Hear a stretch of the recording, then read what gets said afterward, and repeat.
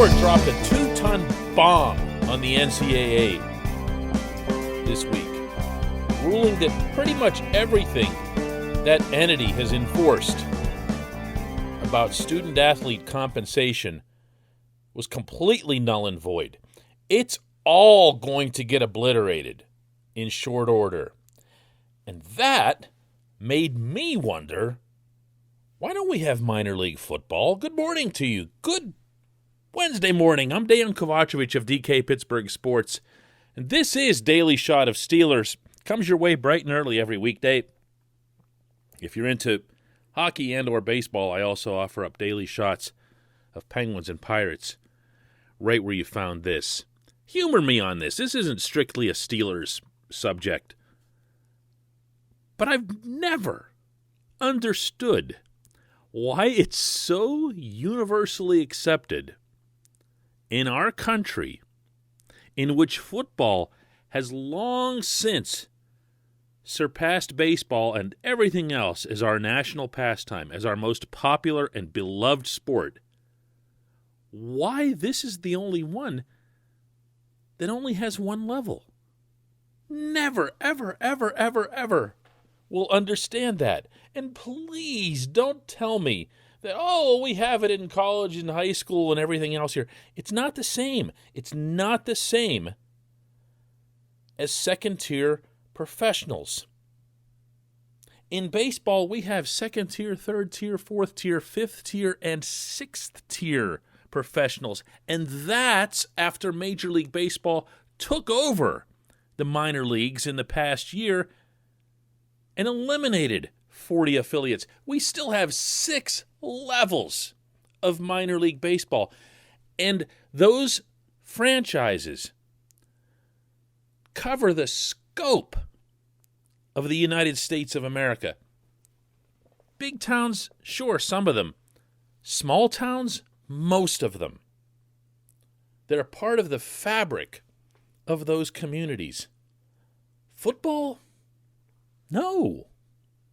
It's basically, even if you believe that college football is going to survive this in some significant way, it's still basically one team to a state, at the most 2 teams to a state. Unless you're talking about Texas and whatever, the bigger states, the handful. But for the most part, there's not a small town football minor league anything in this country. And that makes no sense to me. Can you imagine the money that would be made from even just one Tier 2 minor football league?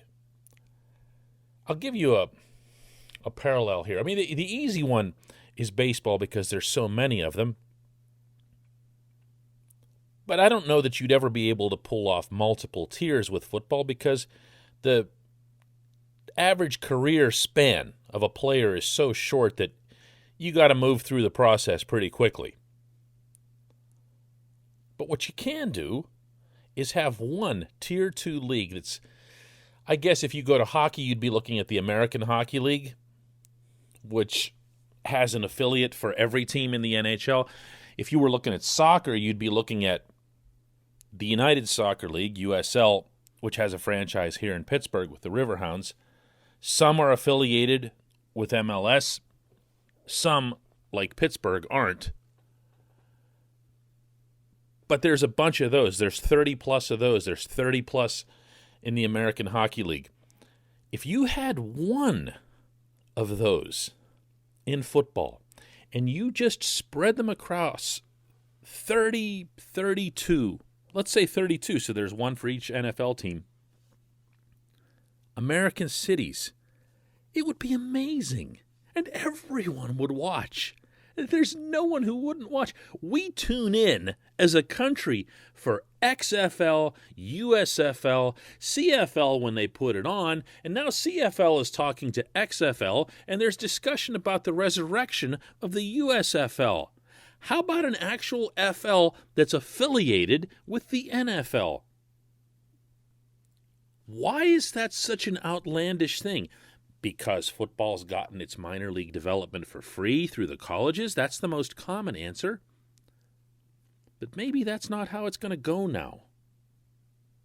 Once you start opening that door to compensation, once you start opening that door to the players being paid for their names and likenesses in video games and other merchandise, as we've already seen in recent years, we're not that far away from seeing football go the same route that college basketball has gone with the one and dones, and not long after that, the none and dones, where they just go right into the draft. Well, what happens then? What are you going to do if you're the NFL? Expand practice squads? No. Already in the NFL, practice squads are a problem. You can put 12 guys on there and they come out and, yeah, they do practice. But are they playing football or are they getting better? No. Is the league benefiting from any of these guys ascending to some other level because they're playing in games and showing what they can do? No.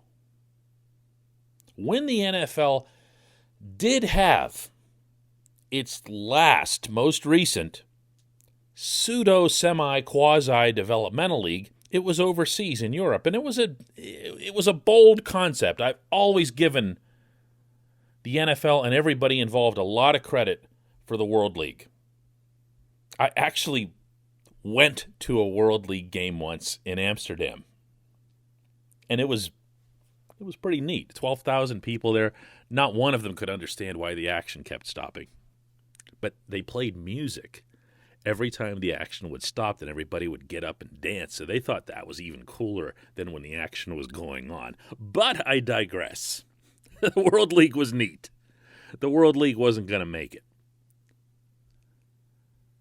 But you had players perform over there. Heck, you had players perform in arena ball in the United States, notably Kurt Warner. Ended up going into the Hall of Fame.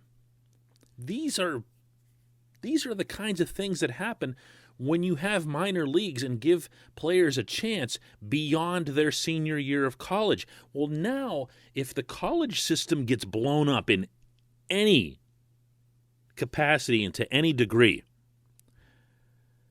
you're going to see more of these younger players, these college-aged players, just kind of floating around, maybe finding something else to do, and it's going to hurt football, when in fact football could burnish its brand in the most beautiful way possible by spreading out across the country, by spreading into markets that would never dream they'd have any connection to the National Football League.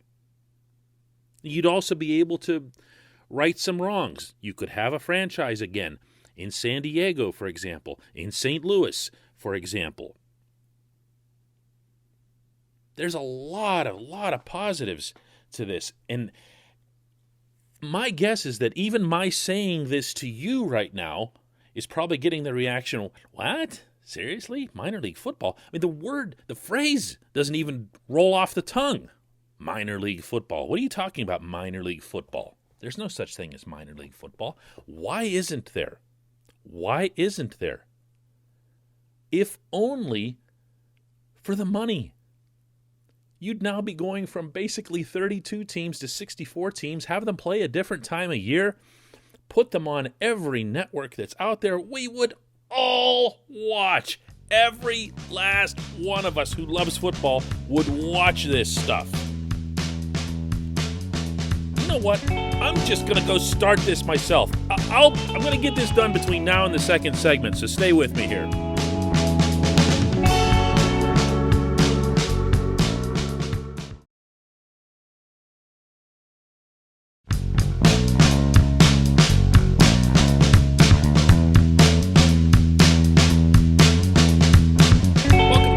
For just one question, and before I get around to announcing the creation of my minor league football loop, I'm going to let you know that this portion of Daily Shot of Steelers is brought to you by the personal injury law firm of Luxembourg, Garbett, Kelly, and George, LGKG. They represent people who are hurt in car accidents, who need assistance with workers' comp, who filed medical malpractice claims. The attorneys at LGKG are super lawyers. That's an official thing. That's a designation, capital S, capital L. They've been that for over 15 years. That's reserved for the top 5% of all attorneys in our Commonwealth. Learn more about them at lgkg.com. Today's question comes from Ben in D.C., who asks, knowing that there's still a full camp and preseason ahead, what do you think's the most likely way the Steelers' punter situation will shake out? Jordan Berry makes the team with Presley Harvin III on the practice squad, or is it more likely that Berry is either cut or traded for, say, a 5th or 6th rounder? Assuming you could base this on OTA observations without divulging any classified intel. Well, here, I'll be honest with you, Ben. This is my classified intel on the punting at the OTAs and minicamp. I wasn't watching the punting. There you go, right? I mean, there's a lot of different moving parts at these sessions. And your eyes don't gravitate toward the special teams. That tends to be a pretty lonely part of the football field where that stuff's going on. I will say that I believe that you don't invest a draft pick in a punter without giving him every opportunity to make the team. You don't invest a draft pick in a punter the year after you already cut the guy who's supposed to be his competition coming into this camp, unless you had some pre-existing dissatisfaction with that punter, meaning Berry. And you don't draft a punter unless you see something more to him. Harvin has the freakishly strong leg. Harvin also showed in college an exceptional ability to run fakes. Now, that doesn't mean he's Johnny Hecker, but it does mean that he's able to throw a spiral when it's needed.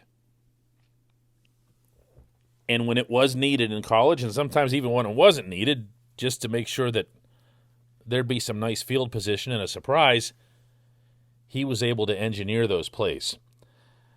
I really expect that if Harvin gets through camp without significant holding issues, meaning, of course, place holding on kicks, and doesn't flub a significant number of punts, it doesn't look like he has any kind of yips or anything like that, I believe he's going to be the punter. In which case, Ben, Jordan Berry is welcome to come and play in my new minor league. I have a franchise that I'm going to put just for Berry, since he's Australian. I'm going to put it in like Sydney, and they're going to play games against my new minor league franchise in London. And you're going to be talking about travel, wear and tear between these two teams. And when Jordan Berry shanks his first 3 punts and doesn't have Mike Tomlin to stare him down coming off the field, he can say, man, it was all that jet lag. I appreciate the question, Ben. I appreciate everybody listening to this rather unusual episode of Daily Shot of Steelers. We'll have another one of these tomorrow. Hey everybody, thanks for listening. Please subscribe to our DK Pittsburgh Sports channel, and don't forget to hit the bell to get notified every time we post a new video or podcast.